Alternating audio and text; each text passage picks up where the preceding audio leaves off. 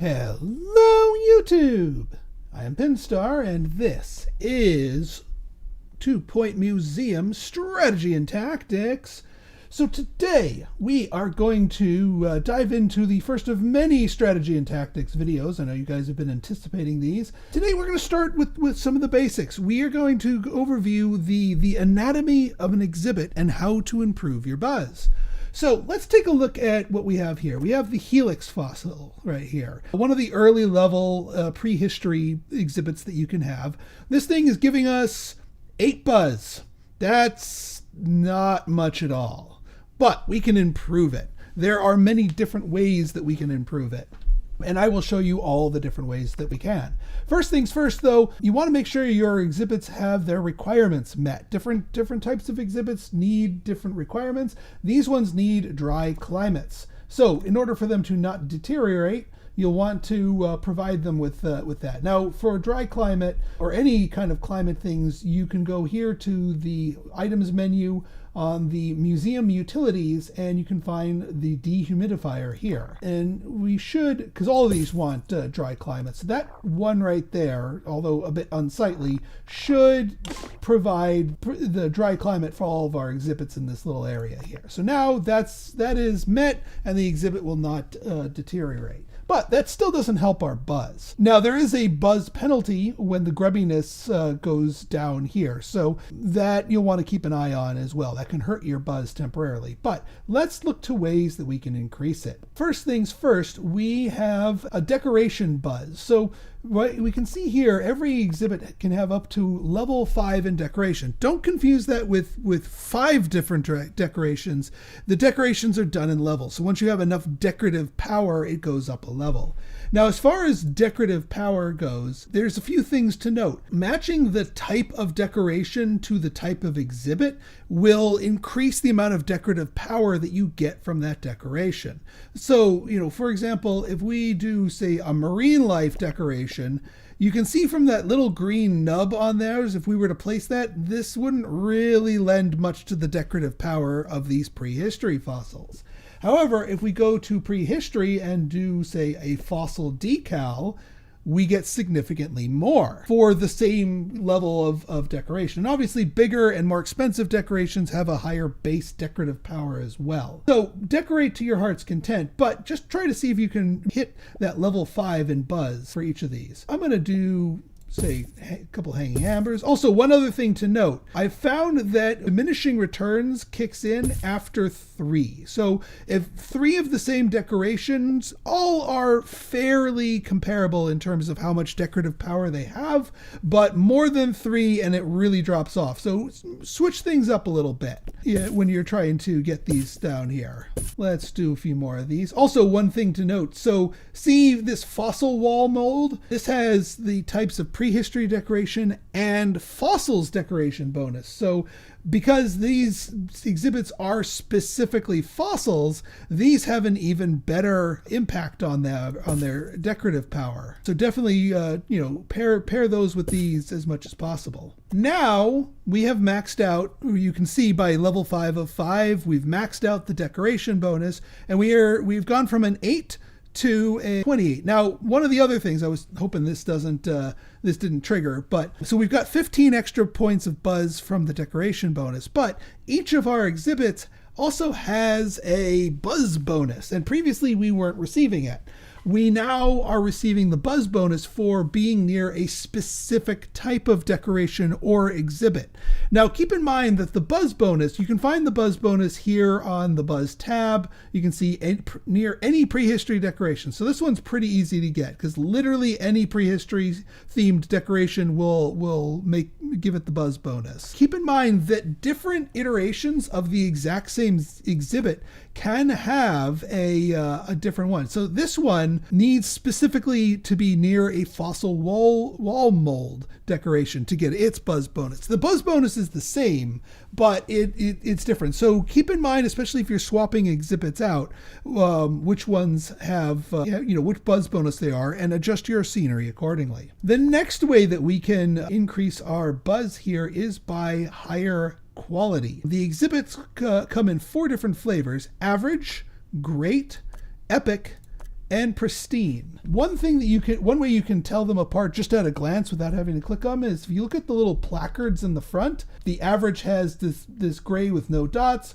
great is blue with 1 dot, thick is purple with 2 dots, and pristine, the highest level, is gold with 3 dots. Now these different fossil levels can be gained from basically when you receive a fossil from the helipad, from exploration, it can be one of any of those 4 different levels. The higher your exploration level of an area is, the higher the chance you are to get one of the higher, the ones closer to pristine. I'm going to have a whole other video on the exploration mechanic and farming up these, but just know that there are 4 different types, and they have both a direct and an indirect impact on their buzz here. So as we can see here, on the average one, average quality 0. That means that because it's average quality, it contributes no extra buzz to the total buzz of this. Great quality on, however, 5 extra buzz points. Epic quality, 10 points.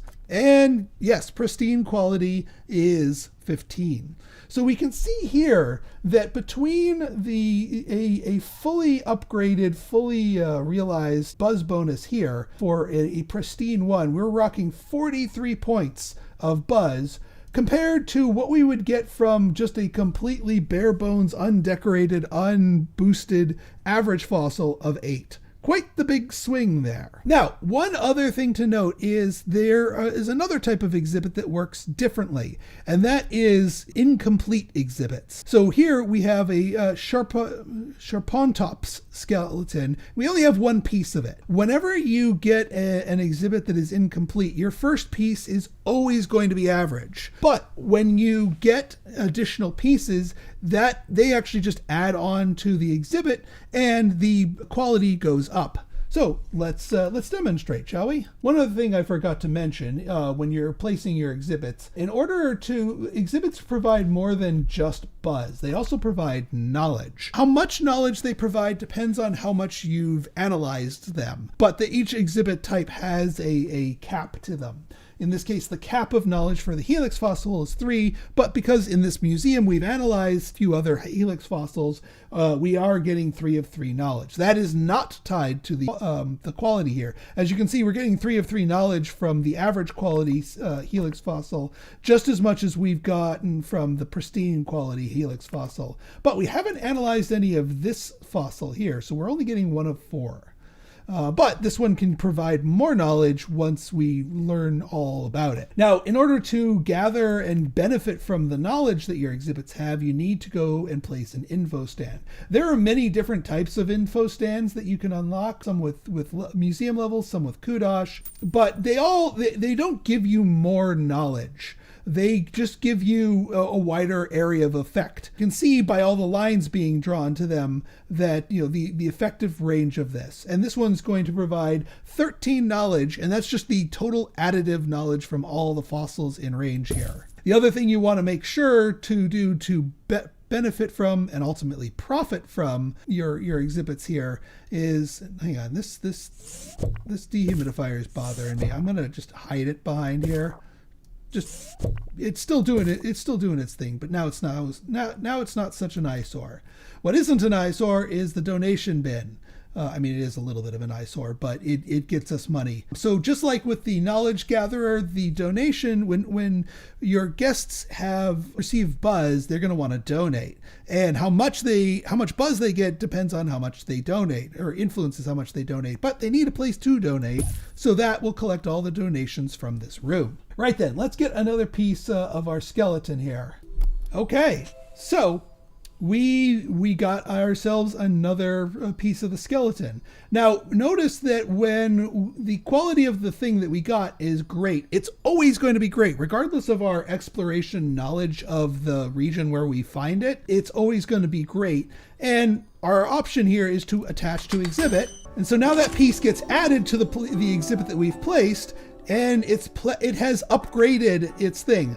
You can't upgrade the quality of a normal exhibit. You have to find it as a pristine. There's no way to upgrade it. But with a multi-piece one, they will always upgrade themselves. And when you have all the pieces, they will always become pristine, which is really, really handy. Because that way, sometimes it can be a pain to fish for a pristine regular one. Now, one other thing to note is the other benefit to having higher quality and more specifically pristine exhibits is perks. So perk slots are determined by the quality. A pristine exhibit can have up to 3, epic can have 2, great can have 1, and average has none. Now, these perk slots, every time you process something in the analysis room, which again, that'll be its own video here, you get a random perk. And then from here, you can pick from one of the perks that you've built up and attach it to this. This can do quite a wide range of things, from giving your guests extra energy and entertainment, leveling your experts up when they clean the exhibit, deters criminals, reduces the rate of decay, and there's even ones that boost the total buzz up by a percentage. So you can sort of mix and match these. I am going to have a separate video entirely dedicated to which perks you want on anyone. I'm just picking one random here, so do not take that as the best one to pick. But when you pick one perk, you have to have a janitor install it. That once the perk is installed, then the other slots will unlock. That's why they're locked at the moment. So this one gets installed, this one will unlock, we can put another perk in, etc., etc. One other bit of advice is I would advise you to hold off on using your perks until you have pristine. Because if you ever want to upgrade, you're going to have to, you can keep the great quality one, but you're better off just saving your perks for pristine exhibits. That's just my advice. It's your museum, you can do how you want. And so that, I hope that helps you get a better museum, a better thing going, and we'll go from there. So if you guys liked this episode and you want to see more like it, want all the latest and greatest in terms of strategy and tactics, hit that like button, hit that subscribe button. A share to the video is much appreciated. As well, I have an affiliate link if you want to get the game itself and help out the channel while you're at it. Take a look at the link in the description there too. So until next time, this has been Pinstar, signing out. See ya!